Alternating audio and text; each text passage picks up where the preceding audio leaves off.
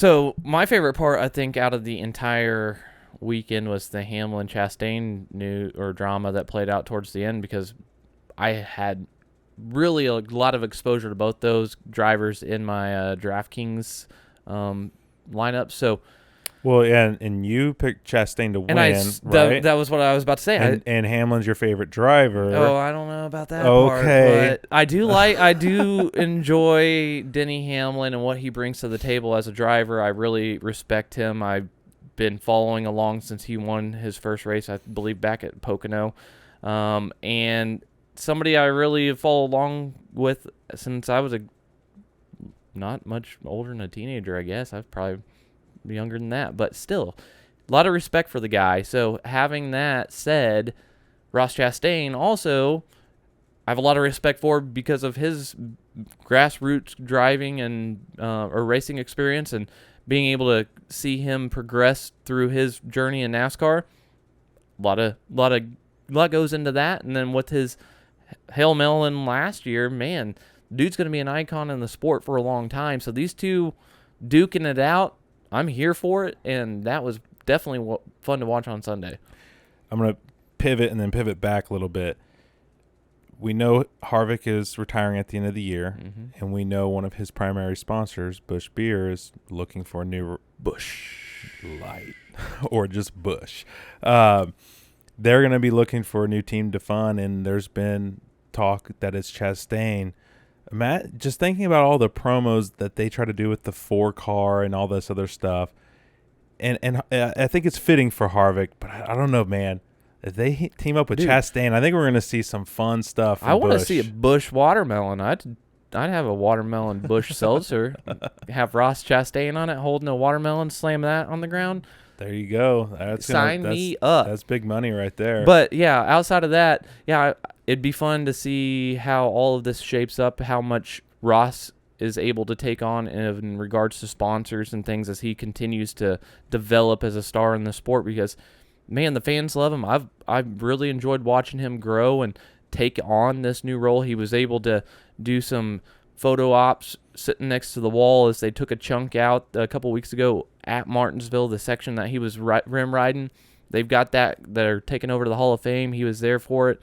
Just a good dude. I've enjoyed watching him progress, and it's fun to see if he gets these opportunities with the Busch Beer or whatever else comes.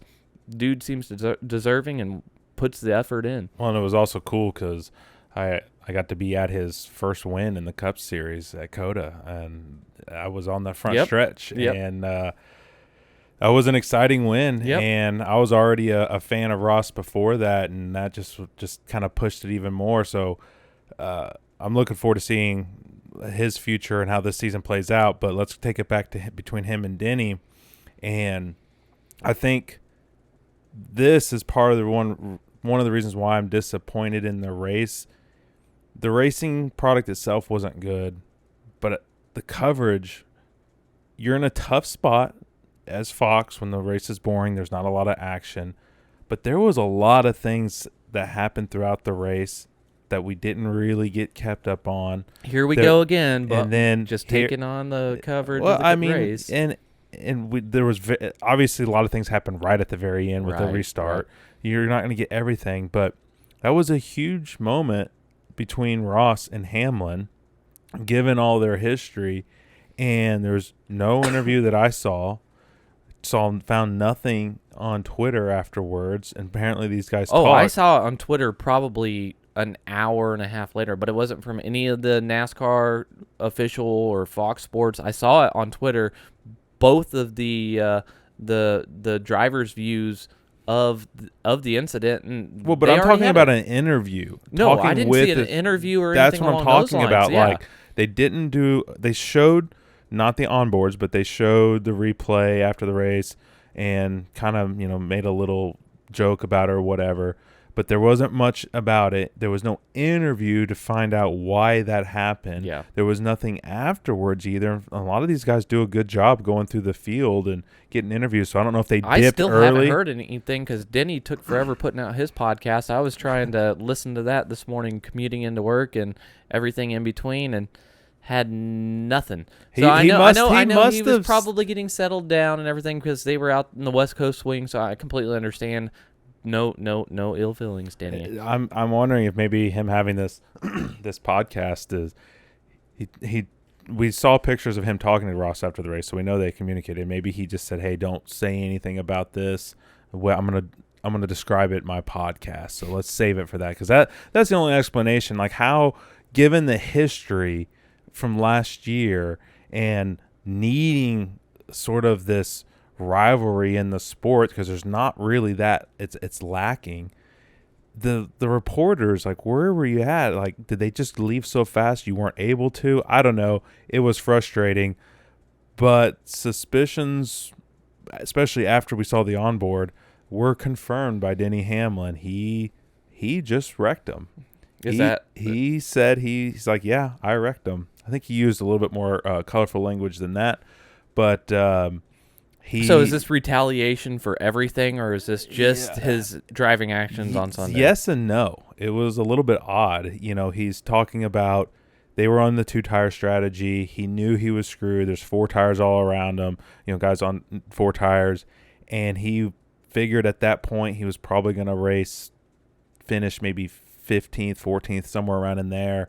And he saw him coming. They're saying one on the outside, and basically was like, well, if I'm going to finish bad, so is this guy.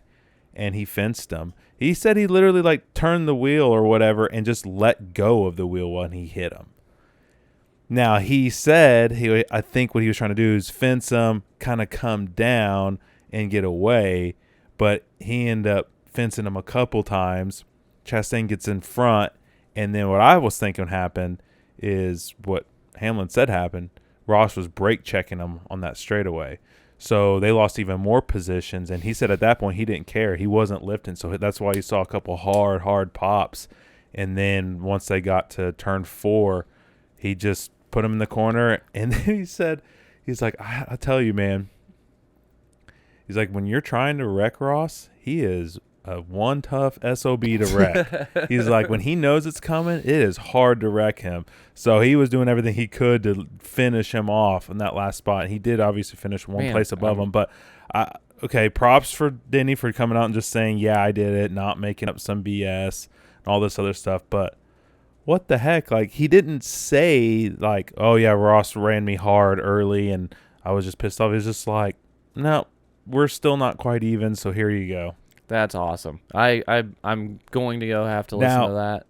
Bad news, though. Apparently, during their talks afterwards, they've come to a truce. So we're not going to have the back So we may not be seeing any more of this back and forth. I guess the slate's clean, and they're going to have agreed to race each other hard. If anything should happen, well, I was expecting happens. more from Denny if he was going to get even with Ross Chastain, just to do it in the fashion that he did in Phoenix. A little bit of a letdown, but I respect that he did it that lightly, and it's not that big of a deal for either of them this early on in the season. They'll be able to get past this, I think, because they've both been able to get some stage points. We'll see that progress, all that fun stuff, but. Yeah, I'm just glad that hopefully it's over a little bit because I like both the dudes. Well, I do too. Well, but I understand we need more drama in the sport to be able to gripe about or have some differences of opinion throughout the week, but it's still fun. Yeah, especially on races that aren't the most exciting because they're racing. It's like, hey, these two are next to each other. Let's see if one of them roughs the other up, and we'll probably still see that because of how these two race. I think it will happen again, but yeah, supposedly they have both sides have called for a truce, so we'll see what happens. If you enjoyed that clip, then you'll love the full episode, available on all major podcasting platforms. If video is more your thing, then head to our website, losinggripodcast.com.